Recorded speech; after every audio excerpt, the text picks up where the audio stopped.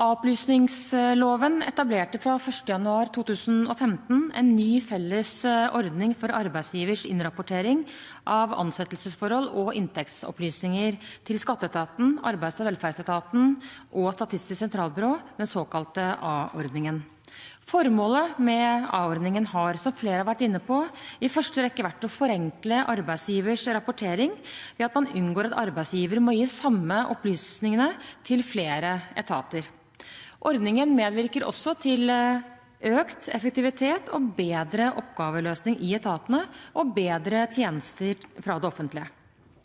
Mest mulig oppdatert informasjon om brukernes arbeids- og inntektsforhold reduserer risikoen for forlenget saksbehandling og feilutbetalinger i Arbeids- og velferdsetaten.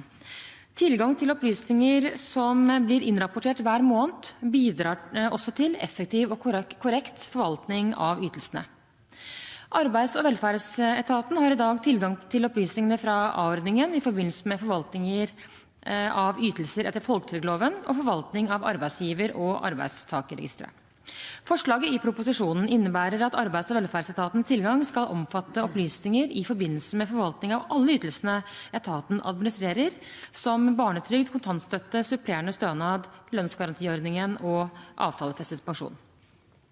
Videre skal etaten ha tilgang til opplysninger i forbindelse med fastsettelse og innkreving av underholdsbidrag etter barneloven, barnevernloven og ekteskapsloven, og i forbindelse med utredning og produksjon av statistikk.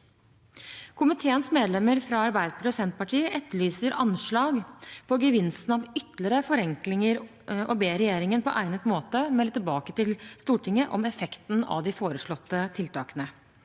Den utvidede tilgangen til A-ordningen vil medføre ytterligere tidsbesparelser for arbeidsgiverne ved at det ikke lenger blir nødvendig å ta kontakt direkte med disse ved forvaltningen av de områdene som nå innlemmes i tilgangen. Dette er informasjon som i så tilfelle må innhentes fra arbeidsgiverne, og departementet har ikke sett det som hensiktsmessig å be om en slik rapportering fra arbeidsgiverne. Forslaget vil også gi etaten bedre muligheter for effektiv forvaltning av ytelsene som den administrerer. Dette vil imidlertid primært gi gevinster i form av økt kvalitet i forvaltningen, noe som er til fordel for både brukere og etaten, men som vanskelig lar seg tallfeste. Til forslagene fra Arbeiderpartiet, Senterpartiet og Sosialistisk Venstreparti vil jeg bemerke, som det fremgikk av tidligere statsråd Robert Erikssons svar til Riksrevisjonens merknader og anbefalinger i brev av 8. september 2015, vil en online-løsning for innhenting av data fra utlendingsmyndighetene kreve tilrettelegging av systemløsninger både hos utlendingsmyndighetene og Arbeids- og velferdsetaten. Som sakens ordfører var inne på, Utlendingsforvaltningen har i samarbeid med Skatteetaten nå utviklet en elektronisk løsning for å dele opplysninger om enkeltpersoners opphold i Norge, dvs. hvorvidt en utenlandsk borger har et lovlig opphold i Norge eller ikke. Arbeids- og velferdsetaten vil gjenbruke den nevnte løsningen og planlegger å gjøre nødvendig systemutvikling første halvår 2017, slik at opplysninger om konkrete personer kan innhentes elektronisk. Avslutningsvis vil jeg understreke viktigheten av å få på plass disse lovendringene for at offentlig forvaltning og arbeidsgivere kan oppnå størst mulig effektiviseringsgevinster av A-ordningen, og jeg er derfor glad for den støtten som Stortinget i dag gir til lovforslaget. Takk, president. Det åpnes for replikkordskifte, og første replikant er Lise Christoffersen.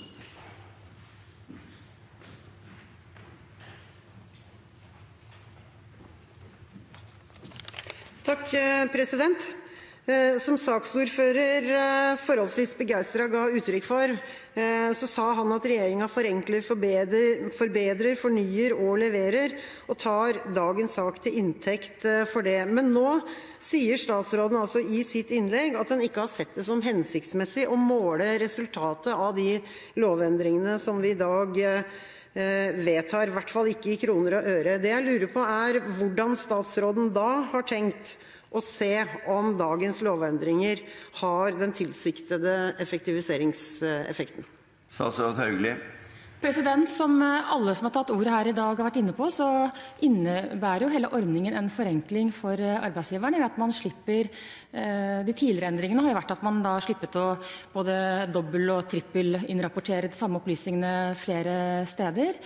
Med de endringene vi nå foreslår, så slipper man også ta kontakt med arbeidsgiverne for å kunne innhente de opplysningene, fordi man nå utvider handlingsrommet til Arbeids- og velferdsetaten. Det er klart at man kan jo selvfølgelig be arbeidsgiverne rapportere på dette, men da er det også en tidsbruk som man pålegger arbeidsgiverne å måtte bruke tiden sin på, og vi har ikke sett det som hensiktsmessig, i all den tid vi er helt sikre på at dette kommer til å bidra til en forenkling for arbeidsgiverne, i tillegg til selvfølgelig en forenkling også for etaten. Christoffersen. Ja takk, vi får jo bare ta det ad notam, at den ikke ønsker å frambringe resultater av de forslagene en selv fremmer for Stortinget, men klarer seg med formodninger om at det vil ha den forventede effekten. Men da har jeg lyst til å stille et spørsmål som gjelder de endringene som ble gjort i A-opplysningsloven i juni 2012. På det tidspunktet så var det jo faktisk anslag på at den nye loven ville gi innsparinger på 600 millioner kroner for næringslivet. Kan statsråden svare på om dette målet er nådd? Statsråd Hauglie. Takk for det, Så vidt jeg kunne se i de dokumentene jeg har fått meg forelagt, så var 600 millioner, det var det som var beregningen av besparelsen. Og så vidt jeg forstår, så er det også det man har svart. Men det må eventuelt komme tilbake til Stortinget med for å kvalitetssikre det. Men så vidt jeg forstår, så er det det som er besparelsen. Christoffersen. Ja takk, da ser vi frem til den tilbakemeldingen, og da lurer jeg bare på var det å innhente anslag på de 600 millioner kronene, var det det som var så belastende for arbeidsgivere at regjeringen da bestemte seg for at den ikke ville fortsette å måle resultater på dette området? Statsråd Hauglie. De beregningene på anslag på hvor mye man skulle spare, det var vel anslag som mitt jeg vet ble gjort av den forrige regjeringen. Hvordan det ble beregnet, det kjenner jeg ikke til, men jeg har ikke noen grunn til å betvile de utregningene som da ble gjort. Men jeg får da eventuelt komme tilbake igjen til Stortinget for å bekrefte om anslaget fra den forrige regjeringen viser seg å stemme eller ikke. Christoffersen.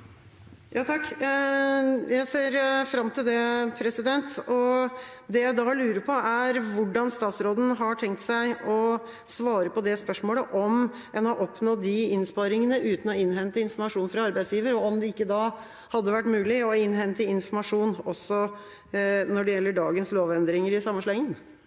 Statsråd Hauglie. Hvilke beregninger som den forrige regjeringen gjorde, det må jeg nesten komme tilbake til, undersøke, men jeg har sett at det har vært gjort beregninger på det, og jeg har ingen grunn til å betvile at de beregningene stemmer. Det er fullt mulig å sende ut skjema til alle arbeidsgiverne og be om å få en vurdering fra dem om hvor mye tid de sparer på dette eller ikke. Men i avdeling for forenkling og forbedring så har vi ment at det ikke har vært nødvendig, selv om det selvsagt er mulig å pålegge arbeidsgivere å bruke tid på å rapportere på dette. Christoffersen.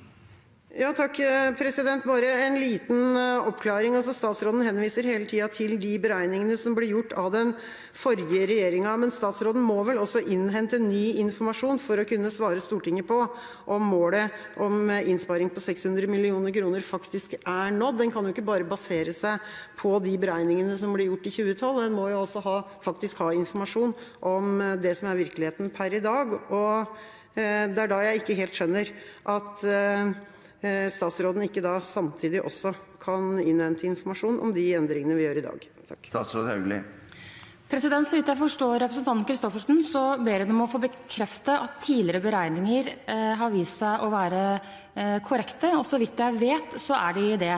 Men som jeg har sagt i tidligere svar, hvilke beregninger som da ble gjort, og hvilke beregninger som i ettertid er foretatt for å kvalitetssikre det er det jeg må komme tilbake til Stortinget med, for jeg kjenner ikke til hvilke beregninger som da ble gjort, hvordan de ble innhentet, og hvilken grad de har vist seg å stemme. Men nå, i forbindelse med denne proposisjonen som vi i dag behandler, så har vi sagt at vi ikke ser det som hensiktsmessig å pålegge arbeidsgivere å rapportere på dette.